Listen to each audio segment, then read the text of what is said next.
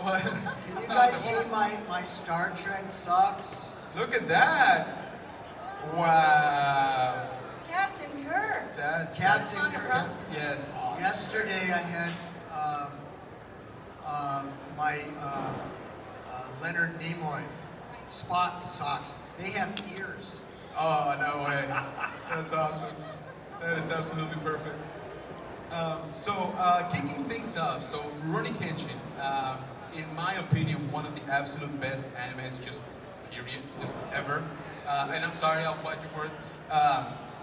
When you were working on it, or even when you booked it, right? Were you even aware of how popular it already was? Yeah, I had no idea. All I knew is the studio said this is a really big show. Nice. They told you that much? Oh, wow. I knew nothing. They said no, this is really. They didn't say really anything to important me. show. They said, "You want a job?" And I said, "Yes." They said, we have a part for you. You want to do it? Yeah. And Nice. they banged on Samurai X. Wow. No, we had. What happens? The whole anime thing was an anathema to me. I had no idea that it was this popular. When we do these things, we go into a little booth, a lot of foam rubber all around us, and there's one window, and we're all by ourselves, and there's on the other side of the window is a technical guy Engineer. who runs the controls. The engineer. Yeah, exactly. And the director. There's 3 people involved in it. And we're doing all this stuff by ourselves in a little room. We don't have other actors. It's very with us. lonely. There were more than 3 people. I never saw anybody but 2 other people. Wow. There was the director Yeah, the director. and the director's wife. Oh, there you go. Well, that's at Who was least keeping us all in line. that's at least 4 people because I met his wife. Now he's married to a very beautiful and talented woman, actually. Nice. Well, so was her. I mean, so's her husband. So's her husband. Talented man. Yeah, he's beautiful and talented. Yes, Tom Fahn. No, but we're sitting there basically all alone, and I had no idea that anybody would be interested in this stuff. None. We have no idea. And we're voice actors for hire. What do we know? We don't know anything. We don't know nothing. We're really stupid. You have to be pretty stupid to be an actor in the first place. And then you have to be ugly to be a voice actor. Oh, come Speak for on. yourself. There's always exceptions. There you go. Smart. Very smart. So, follow up to that. When did you realize? When did it hit you? It's like, oh no, this is kind of big. This is a big deal. Well, I don't know if I knew that it was like super popular, but I just want to say the fact that it kept going and going and going and didn't end after like a season or 2 Right. kind of gave me an idea that, oh, okay, I guess maybe this is just gonna work out. Got something else? Yeah. You know, I looked on Wikipedia today because I knew I was having a panel and I wanted to know more about things. So I didn't know I was going to be on a panel. That's when I learned that it was such a big deal. No, just over the year. Actually, I've learned more recently. Since I've been out doing conventions, that the fans really love this show. Absolutely. But yeah, up until recently, it's like Richard says, we go in the booth and we have our fun and just give it all we've got, and then we just say goodbye to it, kind of. And hopefully it'll come back and get positive response. Speaking for myself, I learned that it was really popular when people tried to have sex with me everywhere I went. That'll do it. That's Well, you know what a I pretty good indication. Yeah. Yeah. Okay. What I Kenshin!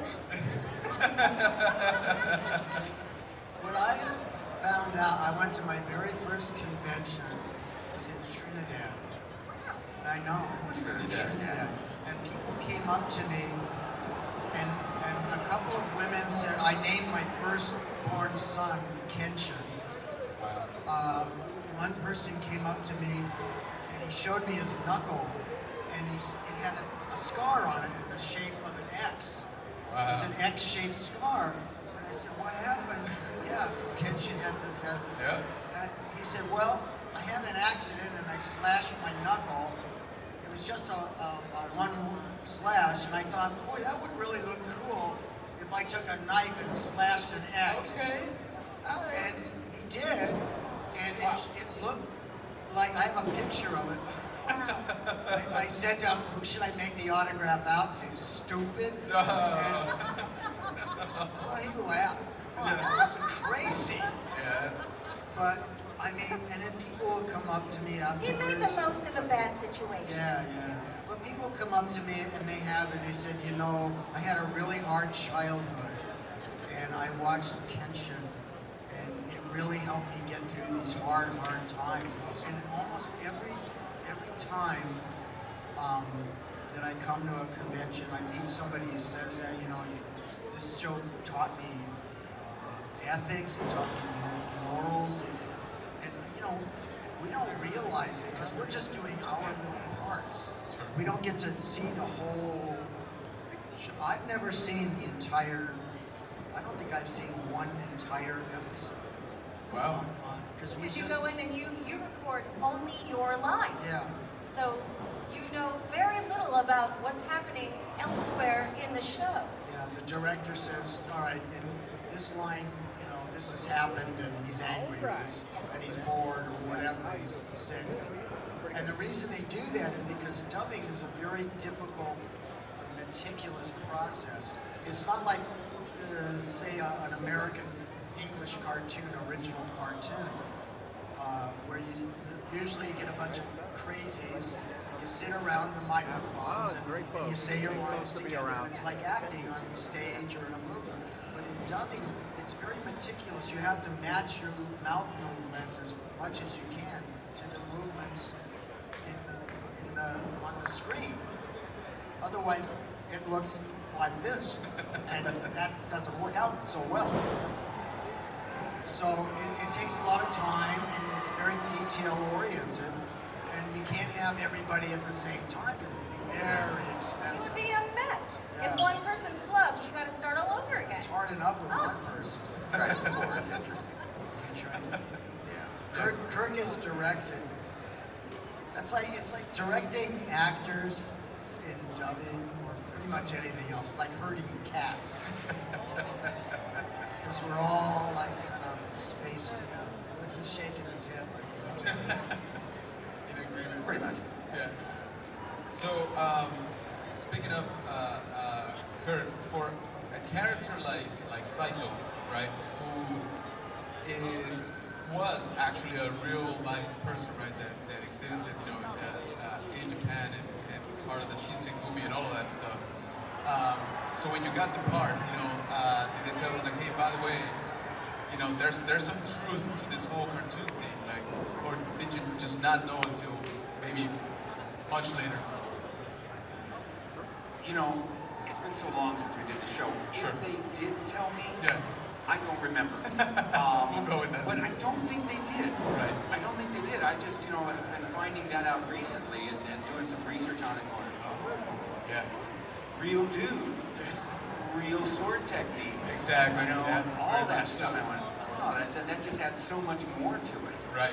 You know, that he was based in, yeah, that the guy really existed. Absolutely. So yeah, it adds some layers, definitely. Oh, absolutely, yeah. That actually happened to me after watching the anime, and then I forget, somebody actually told me, it's like, you know, he's real, right? I was like, hold up, what do you mean he's real? Luckily, you know, Google was in its infancy, and someone, don't judge me, and so I went over to Google, and sure enough, right? And then I found a picture of him, and he looked nothing like the character, of course. Yeah, no, I was doing my research today and I saw him. I went, Yeah, doesn't look I was like like, okay, you know what? Maybe the spirit is there. Like, Yeah. the The essence. artistic license. Exactly. Yes. he looks much cooler in the cartoon. Agree. Yeah, Yeah. totally agree. Or Totally. anime, right? The anime, exactly. So, but has anybody actually brought up, like like a historical, paraphernalia for you to sign or anything like that? Well, someone just came up to us today with a reverse blade sword design, nice. which I've never She seen. bought it here. It's She pretty bought it here. amazing, yeah. Somebody out there in this room is selling a reverse blade sword. Wow. Yeah, That's pretty cool. and that's also a testament to, again, just how popular this anime still is, right? Yeah. And I'm pretty sure everybody here has seen, we got the live action movies, we got, the OVAs, we got the new serialized anime, right, coming out. So there's plenty. So I kind of feel like there's a bit of a resurgence, right? In it. But for me, it never left. But I see it now more, obviously, like I said, in Netflix, things like that, popping up a lot more.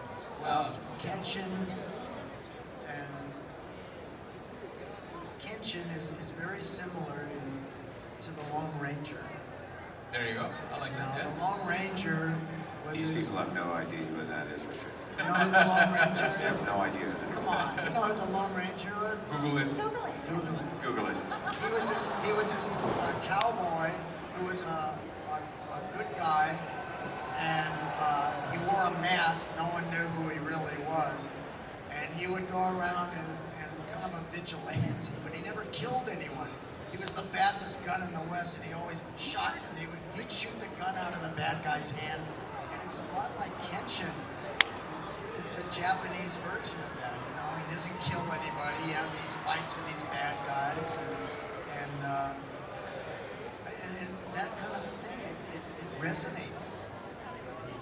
It That's doesn't matter interesting. what the culture is. It resonates. That's very interesting. You have a good point there, and it definitely resonates with people.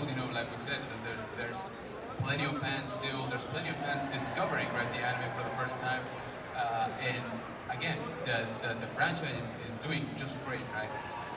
So, so you mentioned the reverse blade, right? What do you think is maybe the weirdest thing that you got to have signed, at a con? From Rurouni Kenshin? Right. Probably that. Yeah, that's I've never great. seen one before. It was really cool. Yeah. Weird. I mean, different. I mean, besides the cross-shaped unique. knuckle, I right? will say unique. Yeah, he didn't Which ask is me to sign. which is hard to top. Don't get me wrong. I mean, the Yeah. cross-shaped knuckle, that's up there. Yeah, it is. Have you had any really weird stuff? Not specifically for Kenshin, but I've definitely had some weird stuff. That was when you were in a rock and roll band. Nice. That's awesome. So we've talked about a little bit of why you think there's definitely some lasting effect, right? But once the anime was out for you, right, with your work, did you still get that feeling, back then? They're like, you know what? I think this is still gonna continue for years to come. You never really know that. You might work on a show and you think, God, this is great. This is just gonna go on forever, and it does not. Right. And another one that you're like, yeah, this is good. Okay, yeah, sure. And then it's never know.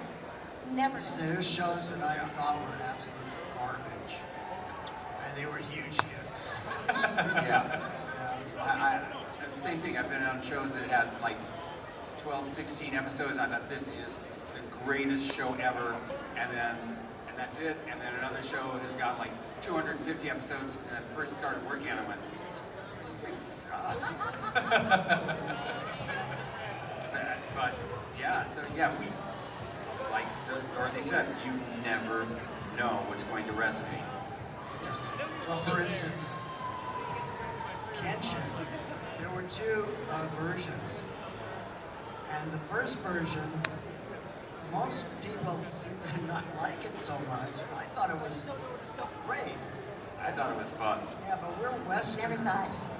And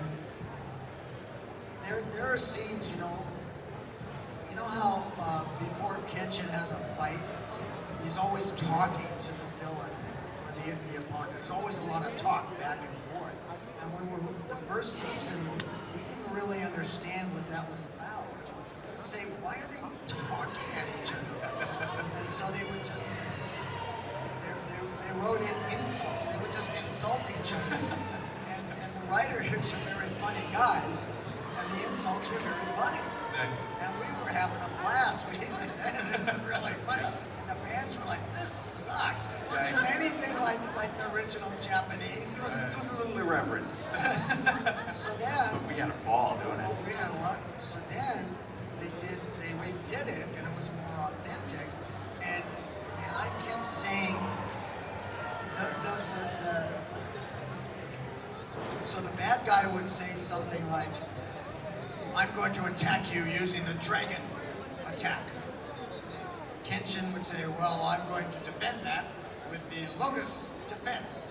And he's, oh, well, then in that case, I'll switch to the scorpion attack. And I'm like, this is so stupid. The poor director was a Japanese lady, very sweet. And she had such a hard time with me because I would get so frustrated. And I would say, this is so stupid. Why are they telling them what to do? If you're playing baseball, the pitcher doesn't say, all right, I'm going to throw you a curveball on the inside There you corner. go. No, yeah, exactly. And I was going crazy. And then I did a movie. It had nothing to do with anything. But one of the characters in the movie, not the character, the actor, was I think he was a Japanese American, Chinese. Anyway, he was a martial artist. And he was talking about kendo, which is like the Japanese version of fencing. Right. He says, well, in Western fencing, it's all parry, thrust, parry. It's all reaction. When you try something, you react. He says, in kendo, it's different. You strike a pose, and the guy sees the pose, and all the things are named. So a guy goes, all right, that's the scorpion attack. And when the other guy sees, okay, the way to defend that is to do the lotus position. And the other guy sees that. So you see these guys, if you watch a kendo contest, you'll see a lot of this back and forth before anybody does anything. I dance like that. Yeah, there you go. And then somebody sees an opening, and it's over. Yeah. And I realized that. So you can't do that on a stage or in a movie. Right. Or if you see two guys doing this, especially to a Western audience, it's going to look stupid, especially in an animation. So they had to talk and explain what they're doing while they're doing it. Right. And then I understood why they were doing it, and I had to come back and apologize to the director for being such a hard person. He was a pain in the neck. She said I made her cry. You did not. That's what she said. Oh my. Yikes. I would come home and I didn't know this about you. that's what Eric said. Well, I wasn't complaining about her. I was complaining about the show, and she I said, cry every time I have to direct Richard. Yikes. because I tell him about my life. Let me tell you about my wife. I'll tell you. I took my wife to Paris, but she found her way home. Yikes. My wife and I, we were married, we were happy for 20 years. Then we met. Yes, exactly. Oh man. All right, guys. So that's just about all the time that we got here. But I do want to thank you personally. Like I said, I'm a big fan of the anime. So thank you so much for putting in the effort, putting in the work. Thank you for coming out here, meeting the awesome fans like the ones here. Give it up for the cast of Rurouni Kenshin, guys. And remember, they are here, go stop by their booth, talk to them a little bit more, pick up a picture, an autograph, all of that good stuff. So thank you so much, and I will see you in about 5 more minutes for the Invader Sim panel. So stick around, boys.